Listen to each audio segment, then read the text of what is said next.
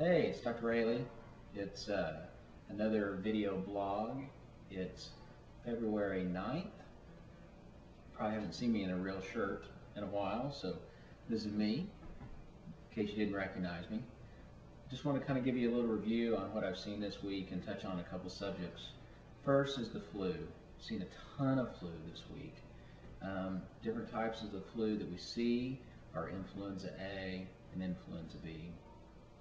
For those of you all who've had immunizations, either the flu mist or the flu vaccine, you've been protected against influenza A and influenza B. When we test your child in the office, however, we do not differentiate between the two. It's either a positive flu test or negative flu test. You may have read the paper this week where it's talked about that the strain influenza B was not covered in the vaccine.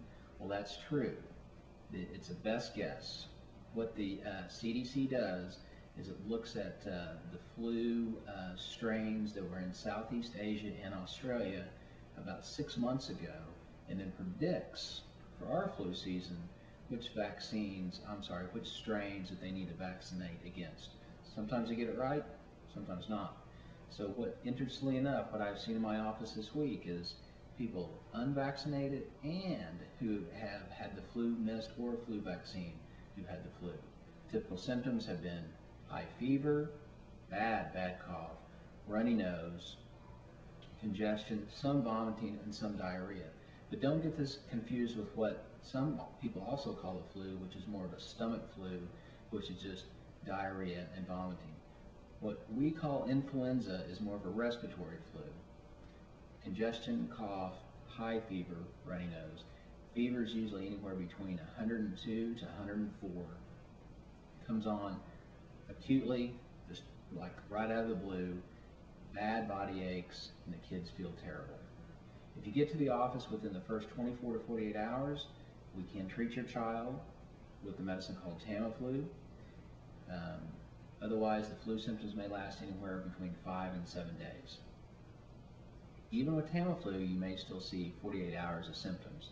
Once your child is fever-free, that point, within 24 hours after that, I would consider them not contagious. And then go back to school or daycare. The other virus that we've seen a little bit of this week is RSV. Now, RSV brings fear to all parents. RSV stands for respiratory syncytial virus, which is just essentially a common cold virus that we see this time of year. However, what it does cause is not only does it cause nasal congestion, sneezing, and coughing, particularly in adults, but it also causes a lot of lung congestion, especially in babies and in premature babies. So that same congestion that a child will get in their nose essentially is also in their lungs. And so the kids will be coughing, wheezing, breathing fast, really uncomfortable. And the main reason they're uncomfortable is because their nose is so stuffy and they can't breathe. So just by doing symptomatic treatment, suctioning out the nose, and doing some nasal decongestant drops that we can recommend, that will help a lot. So if you have a baby who has these symptoms, you can be worried about RSV. However, I see kids in my office all the time who are not babies, and I tell the parents, hey, listen, your child has RSV and I just see this look of fear. It doesn't need to be that way, okay? RSV lasts 5 to 7 days, may cause some cough, may cause some wheezing. But typically, I would say at least 99% of all the cases in my office do not cause any long-term problem or any hospitalization. Occasionally, though, I will have to put a baby in the hospital because of respiratory difficulties, and some of those babies will have some long-term problems like asthma in the future. So, just as a rundown, RSV, respiratory virus, October through April or May, fever, 101, 102, significant nasal congestion, and some breathing difficulties. Sometimes difficult to differentiate between the flu, and so, your baby who you think may have RSV may have the flu, and vice versa.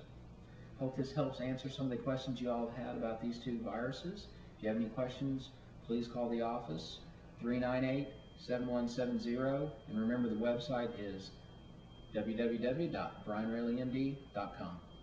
Have a good night.